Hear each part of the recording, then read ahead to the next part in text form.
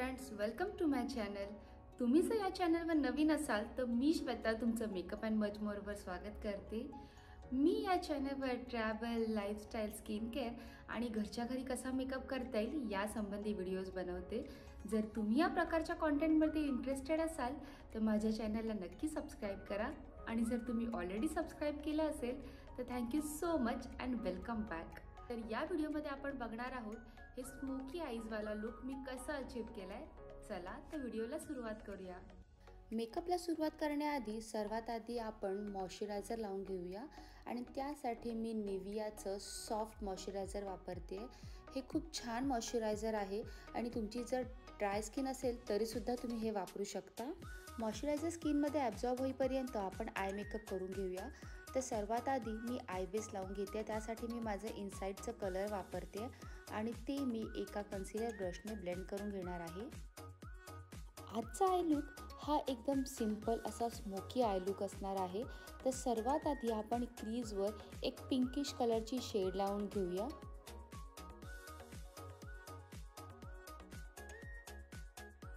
आता एका फ्लॅट पण थोड्याशा फ्लफी अशा ब्रशवर मी डार्क ब्राऊन कलरची शेड घेतली आहे आणि मी संपूर्ण डोळ्याला लावून घेणार आहे। एकदा कलर पॅक करून झाल्यानंतर आपण त्या सेम ब्रशनेच ब्लेंडसुद्धा करणार आहोत।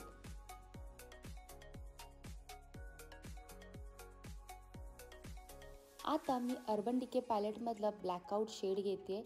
ही मोस्ट इंटेन्स ब्लॅक शेड आहे आणि डोळ्याच्या अगदी जवळून लावून घेते आणि त्यानंतर सेम ब्रशने मी ब्लेंडसुद्धा करणार आहे। बाय द वे हा ब्रश पेन्सिल ब्रश आहे आणि दुसऱ्या डोळ्यावर पण आपण ही सेम प्रोसिजर रिपीट करणार आहोत। आता ऑलमोस्ट आय मेकअप कंप्लीट झाला आहे आणि आपलं मॉइश्चरायझरसुद्धा ॲब्झॉर्ब झालं आहे। तर आपण फेस मेकअपला सुरुवात करूया। तर सर्वात पहिली स्टेप म्हणजे आपल्या फेसवरचं जे पिगमेंटेशन आहे आपण ते कॅन्सल करणार आहोत। त्यासाठी तुम्ही ऑरेंज करेक्टरसुद्धा वापरू शकता, पण या व्हिडिओमध्ये मी इनसाइडचं कन्सिलर वापरलं आहे। त्यात थोडासा ऑरेंज टिंज आहे, त्यामुळे माझं पिगमेंटेशनसुद्धा कॅन्सल आउट करतं आणि कन्सिलरसारखं थोडं कव्हरेजसुद्धा देतं। या कन्सिलरचा एकच ड्रॉबॅक आहे, तो म्हणजे तो कॅमेरामध्ये इतका ऑरेंज दिसत नाही आहे, पण तुम्ही त्याच्यावर डिरेक्टली पावडर लावून सेट नाही करू शकत, नाही तर फेस ऑरेंज वाटतो। तर या लुकसाठी मी हुडा ब्युटीचं माझं फाउंडेशन वापरते आणि माझी शेड आहे जिंजर ब्रेड।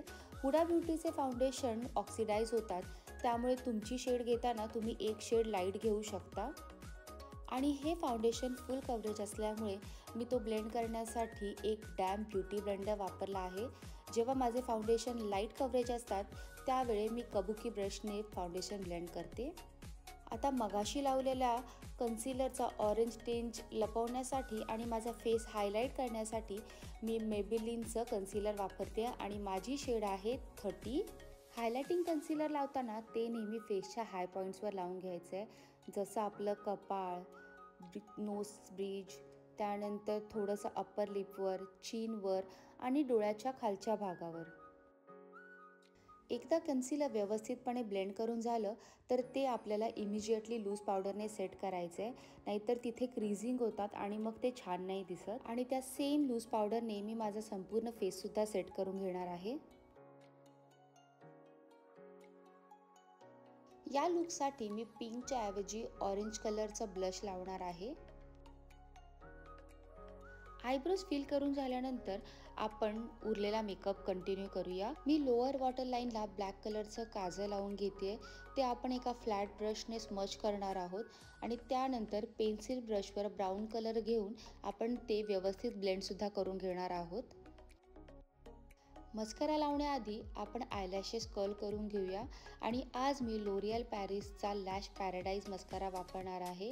हा मस्करा खूप छान आहे आणि खूप छान प्रकारे व्हॉल्यूमसुद्धा प्रोव्हाइड करतो। स्विस ब्युटीच्या बर्गंडी कलर लिप पेन्सिलने मी लिप लाईन करून घेते आणि त्यानंतर सेफोरा ब्रँडच्या 41 नंबरच्या लिपस्टेनने माझे लिप्स फीलसुद्धा करून घेणार आहे।